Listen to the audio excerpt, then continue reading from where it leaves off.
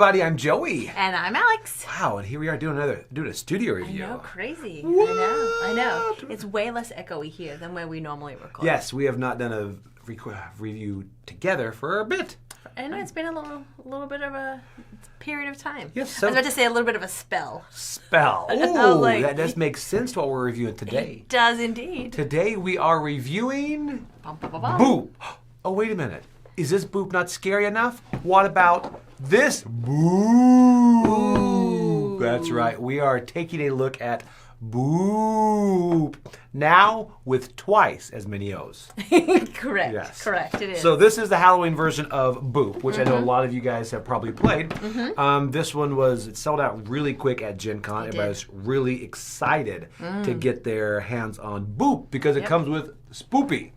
So that's his name right there, Spoopy. And Spoopy. Spoopy. Oh, So I didn't know that it had a name. this is our first foray into Boop.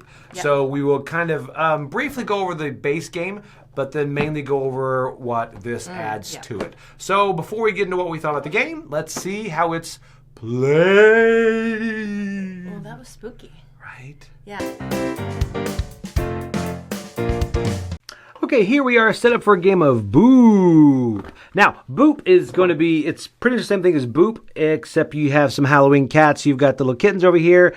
The white ones have a little pumpkin or jack-o'-lantern, and the black ones have the witch hat, and the cat equivalents have the same thing. So I'm going to go very quick. This is not a rules teach. A lot of you have probably played Boop, so quickly I'm going to go through the rules of Boop, and then we'll show you what the ghost cats do and what Boop adds to it. So pretty much what it is, the whole goal of this is to get 3 cats in a row.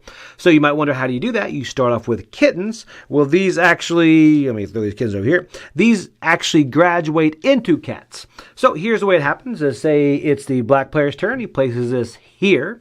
And then it's the white player's turn. And anytime you place a kitten next to another kitten, a boop happens. A boop is this. Boop.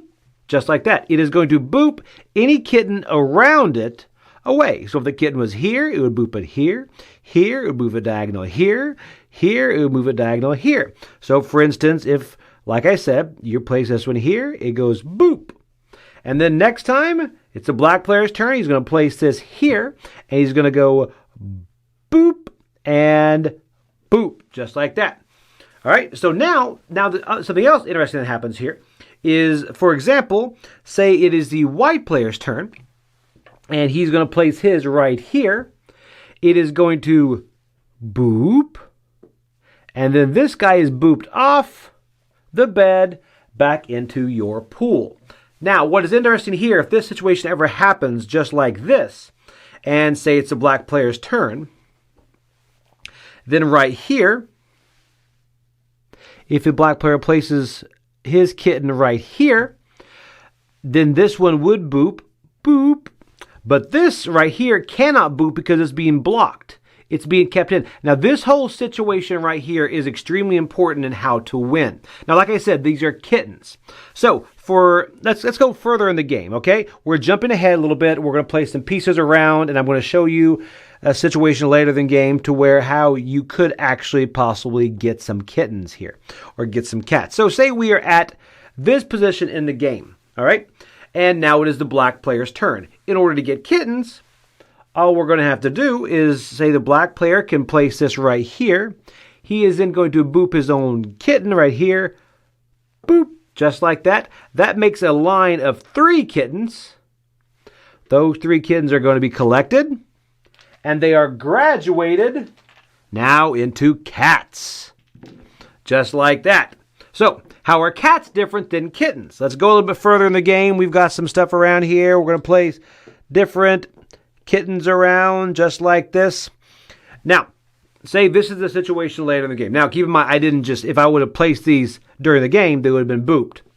This is just showing what the board looks later in the game, okay? Now, a cat. Say we have got a cat. We're going to say we've got a cat right here, okay? So now, like I said, when you boop, you're going to boop any color. A kitten will boop any color of kitten around it. But say we're going to go ahead, say it's a black player's turn. We're going to place this here. Now, the kitten will then boop this kitten diagonal, right off. However, kittens cannot boop cats, so this would not move at all. Now, for example, if later the white player over here has graduated, say, 3 of their kittens into cats as well, and they decide to place over here, well, that wouldn't be good. They place right here, then all of a sudden, well, that's actually a perfect storm right here, because as this cat goes there, it is going to boop, boop, boop, and then even the cat gets booped, because cats can boop other cats. Okay? So that's the difference between cats and kittens, and you're going to keep booping around until you get 3 cats in a row like this to win. Or you can also have another winning condition, is to have all 8 cats on the board and on the bed at the end of your turn. So you keep going till you have this situation and you win. But now, you might wonder, as far as the biggest part, how do you get these in a row, is blocking like this is really good. For example, if this situation happened here, then I would not be able to move this cat because they're both blocked, just like that. But that is where the ghost cat, these right over here, which are the additions to Boop. Like I said, you've got all of these, but then you also have these ghost cats right here. And this is how those change the game. Okay, so it's later in the game, and I'm going to show you what the ghost cats do. The ghost cats can be kind of unleashed at any time you want to during the game, but at the end of your turn. So you want to wait until it's most strategic. It's a hard word to say. Strategic to bring them out. So say that the white player decides to go, I don't know, we're going to go right here with a kitten. Just like that. That would then boop this kitten off, whoop, back into the pool, and nothing happens with this. Now, it's the end of the white player's turn. At the end of their turn, they can take their ghost cat and place it along any seam. So say we're going to place the ghost cat right here. The ghost cat just appears, and right now it does not affect this cat right here. So it's going to end. You're going to place it right there, and that is the end of their turn. You just simply place it. The purple player is going to go. So wherever it's going to go, we'll say the purple player goes here, and nothing happens to this cat. We're going to actually say they used a cat. We're going to say that was upgraded to a cat here. We're going to say the purple player goes here, and it is going to boop, and then boop. All right, so now it is the white player's turn. So the white player is going to take their turn as normal at the beginning of their turn. So say they're going to go right here and boop right into there, which of course they probably wouldn't. They probably would make these into cats, but for the sake of this illustration. So it is now the end of the white player's turn. This ghost cat is going to, at the end of its player's turn, every time, it's going to move 1 step. So at this point, it's going to move on this seam right here. And at this moment, it's going to boop any cats here or here, no matter if they're a kitten or a cat. So it's going to boop this here. And here's where it gets different. Notice this is blocked. So normally you would not be able to boop this, but the ghost cat scares it so much that it's going to then boop all the way off the board back into that player's pool. Okay, and then, of course, it's going to be into their turn. The purple player is going to go as normal, and then the white player is going to go. They're going to take their turn, and at the end of their turn again, this is going to then move 1 step up, and moving up at the end of their turn every time. And finally, when it comes off of the board, it's going to be returned to their pool to be able to be used again. But this whole thing, and the whole thing is about these ghost cats. There could be a couple of ghost cats here at the same time. Say this is later in the game, and they can easily cross each other, and they don't affect each other. They just affect any cats of any color or kittens that they come across, and they're going to boop them away. So it kind of adds another element of variability to the game. So these ghost cats right here, and you can use them again anytime you want to, but you have to be careful because they do affect your cats and kittens as well. So, okay, we're going to send it back to the studio and see what we thought about it.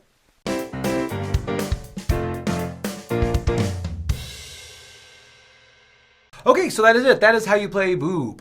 It's really hard to say that. Boop. I know. So, but anyway, so Boop itself, you know what? I like the game. And, Oh, yeah. And the thing about this is, I mean, you pretty much can just play Boop. You can. If you choose to not play with the ghost cat, you can. Right. But I think the ghost cat really is a great addition.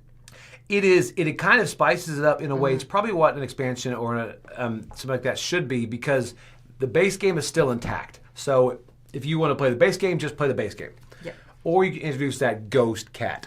So Boop itself, you like the game. Oh, I do. I really like that game. I must admit, this is one of the games I probably, unless I had played it, I would not have initially thought I would like it, because I don't like those heavy abstract kind of games. I'm not great at those. You know, those games where you have to think 2 or 3 turns in before. Right. Yeah, that's kind of not my cup of tea. But this game, I really enjoy. So you avoided it. You thought when someone mentioned Boop is about Yes. bumping cats off of a mattress, you thought it was going to be some really heavy abstract game. Correct, I did. Yes. Okay. Yeah. All right. So. Well, it got me when as soon as you say the word abstract, I'm kind of like, and I'm out. But this one, someone said, hey, you need to have a look at this game. I think you would really like it. And I went, I don't know. And then they went, play it. And I did, and I love it. Yes. So Boop is great, you know, moving the cats around. Yeah. There's something fun about trying to get that line of 3 Yeah. adult cats. And there's a really neat give and take with... Yes. It's like a fun style of abstract game. I like it. Correct. That's it. It makes Yeah. it's a fun abstract game. And that's something that abstract games sometimes don't do. But this one does perfectly. Very light, very quick. Yeah. So the ghost cat, Yeah. what I do like about that ghost cat going through there is you kind of, once someone sets it loose, it will affect everybody on that row. Yeah. So you've got to kind of have some strategy in where it's going to go, and Yeah. you know where it's going to be a couple of lines from there. Yeah. And the way it bumps all cats, it'll bump the large cats, the small cats, all that. But what I really like about the way it works is there's a way here to protect your cats by getting a line up. Yeah. So you can't be bumped over if you have another cat behind you. This right here, it will bump you over all of that. Yeah. So that itself is really nice because you could bump them over and off the bed. Yes. Which is really, really good. I Really, do yeah. like that aspect. One thing I like too is that when you play the ghost cat, you put it on the first turn, and then your next turn, that's when you get to activate it too. Right. So you really do. It's not like you just put it on is going to cause chaos immediately. You got to have some strategies there and getting it happening. Yeah, even if you have a good plan, the ghost cat could throw things off. It's like, oh no, and then if there's a second ghost cat going along, you're like, man, I got to just move, and then everything gets booped around, and it really adds a good element to it. Correct. And one thing I do like too is the artwork on those cats is fantastic. Halloween fan here, so I love that theme of this game a little bit better than the original too. I agree. So, and component-wise, we mentioned that. The components are great. The artwork Yeah. is great. The one thing is, you wonder if you already have Boop, do you need the Boop, the longer Boop? But you know what? I don't know. If you're happy with it, yes. But if you love it, I would suggest getting this. Absolutely. Mm-hmm. And if you're going to start, if you don't have either one, then I would recommend, if you're fond of the artwork on it, I recommend the Boop. Because you can play the exact same game. Correct. Yes. And just not use the Ghost Cat. So it's everything this has and a bit more. Yeah, absolutely. Yeah, so I really, it's definitely recommended. So anyway, coming in at a number, what would you come in at? I would give it a 7.5. 7.5 for that, because you do enjoy it. It's a fun, lighter game. Yep. I'd go a bit higher. I think I'd give it an 8, because I do enjoy playing it with our daughter and other adults and stuff, because it is a fun, filler-style game. And it's one of those games, too, you can play and then, quickly reset and play it again. Yep. So many times. If you were like me and you've never played Boop because the name did not get you excited, whether you thought it was too kiddie or whether, like Alex, you thought of some really deep, heavy, thinky Euro mechanical game. Yeah. That's exactly it. Yeah. Yes. Either way, I would definitely dive into Boop, or even I'd jump right into Boop, because it's a fun game. It's got ghost cats. They jump over other cats off the bed. It's a win-win. There you go. So, all right. So, thank you guys. I'm Joey. I'm Alex. All right. Bye. Bye.